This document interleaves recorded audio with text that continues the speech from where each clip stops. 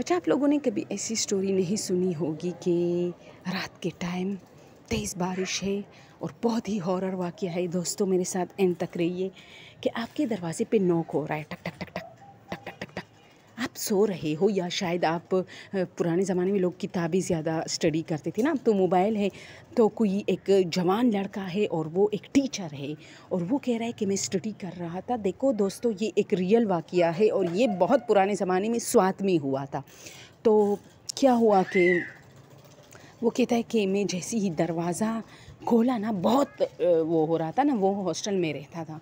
तो दरवाज़ा मैंने खोला तो एक बंदा खड़ा है और पहली झलक में वो मुझे काफ़ी खौफनाक नज़र आया। उसकी ये आंखें जो है ना, ये एक अजीब चीज़ है। ये आपको अपनी, अगर किसी बंदे की आंखों को आप देखें तो आपको मूड का पता चलेगा कि उसका मूड इस वक्त गुस्से वाली है, नॉर्मल है, फ़नी है, इस तरह। तो उसने कहा कि उसकी आंखें बहुत अजीब थी और वो जल्दी अंदर आया। मैं काफ़ी हैरान हूँ कि भाई ऐसे कैसे आप किसी के कमरे या घर में दाखिल हो सकते हैं। उसने कहा भाई आपके घर में एक वो है, मेरे दादा की एक, वो कहता है ना, वो आदमी कहता है टीचर, कि मेरे दादा की एक छोटी सी तलवार थी, खंजर। वो मेरे पास ऐसी ही होती थी, मुझे पसंद थी, ऐसे डेकोरेशन के तौर पे होती थी मेरे पास। तो उसने मुझे कहा तुम्हारे पास जो खंजर है वो मुझे दे दो और मैं तुम्हें बहुत जल्द वो वापस लौटा दूंगा। मैंने कहा भाई आप कौन है, क्या है, कैसे आपको पता कि मेरे पास वो खंजर? उसने कहा नहीं, मुझे चाहिए। तो मैं नहीं दे रहा था, वो ज़बरदस्ती अंदर आया और उसने मुझे डायरेक्ट बताया कि देखो मैं तुम्हें नुकसान पहुंचाऊंगा। मैंने तुमसे वादा किया ना कि तुम्हें तुम्हारा खंजर 4-5 दिनों के अंदर अंदर मिल जाएगा।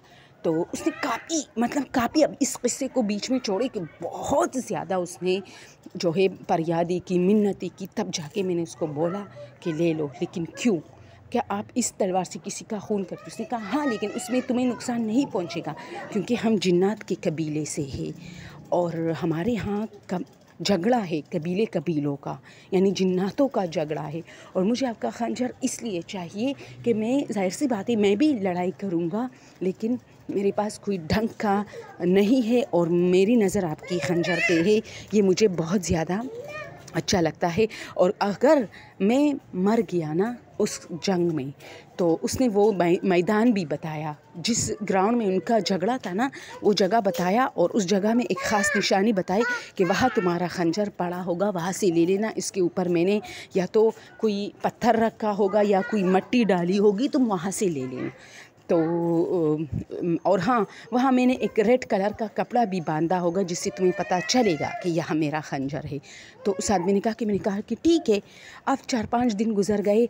अच्छा, उसने मुझे ये भी कहा कि पहले तो मैं ख़ुद आके दे दूँगा, लेकिन अगर मेरी डेथ हो गई, शहादत हो गई, तो फिर तुम खुद ले लेना वहाँ से। अब 4-5 दिन हो गए, वो नहीं आया। उसने कहा था 4 दिन के बाद मैं लेके आऊँगा, इसके बाद तुम खुद जाके ले लेना। 6ठा दिन हो गया, 7वां में काफ़ी डर रहा था। एक दिन मैं गया, ऐसे ही उस मुकाम पे गया और मैंने पूरे मुकाम पे तलाश की, वहाँ मुझे कोई रेड कपड़ा नहीं मिला। मैं बहुत थक गया। मैंने कहा यार बस चला गया मेरा खंजर, मुझे तो नहीं मालूम यार। खैर मैं जाने लगा, तो जैसे ही मैं जाने लगा मैं गिर गया। गिरते ही मैंने देखा कि एक छोटा सा रेड कपड़ा जो मिट्टी में दफन था, नज़र ही नहीं आ रहा था, लेकिन उसकी एक छोटी सी नुक्ता उसका नज़र आ रहा था। मैंने ऐसे निकाला ना, तो निकालते वो भारी हो गया और जैसे ही निकला तो उससे मेरे खंजर को बांधा गया था। मैं काफ़ी खुश भी हुआ, लेकिन अफसोस हुआ मुझे कि वो बंदा जो मेरे पास आया था यार, वो तो मेरे बहुत काम का था, लेकिन उसका इंतकाल हो गया।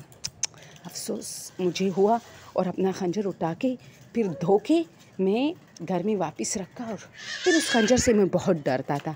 फिर घर जब मैं गया छुट्टियों में, तो वो खंजर घर में ही छोड़ा और अम्मी से अक्सर जब मेरी बात होती थी तो मैं कहती, अम्मी वो खंजर कोई नुकसान तो नहीं दे रहा? तो उसने कहा नहीं, क्यों, हमें क्यों नुकसान देगा, वो तो वैसे ही बस अवेज़ा है दीवार पे, तुम्हारी दादा की निशानी है या शायद नाना की। तो ये अक्सर होते हैं ऐसे केसेस कि एक जिन को अब क्या पड़ी थी कि उसको खंजर, और वो भी ऐसी खंजर, क्या वो अपने लिए कोई अच्छा खंजर दुकान से नहीं ले सकता था, क्योंकि जिन्नात हर जगह पहुंचते हैं, लेकिन होते हैं कभी कभार किसी न किसी के साथ होते। और वो बंदा कहते कि मैं रियल बता रहा हूँ कि मैं उस बंदे को बहुत मिस करता हूँ, कि काश मैं यकीन करता, क्योंकि पहले तो मैं यकीन ही नहीं कर रहा था कि ये जिन है या। और वो काले कपड़ों में आया था मेरे पास, काले, और हाँ उसने चादर भी पहना था, और उसकी सिर्फ मुझे आंखें नज़र आ रही थी, और बहुत भयानक था। उसकी आवाज़ बहुत खूबसूरत खोबरो थी, यानी जैसे किसी बहादुर बंदी की आवाज़ होती है, बहुत ज़्यादा दबदबे वाली आवाज़ थी उसकी। और उसकी मुझे सिर्फ आंखें याद है, मुझे उसका चेहरा याद नहीं रहता, वरना मैं पेंटर से वो पेंट करा था। लेकिन इन चीज़ों की यही तो खासियत होती है कि आपको फिर अगर अपनी शक्ल दिखा भी दे तो याद नहीं रहती। तो दोस्तों, आज के लिए ये स्टोरी, कल के लिए इजाज़त दीजिए। अल्लाह हाफिज़।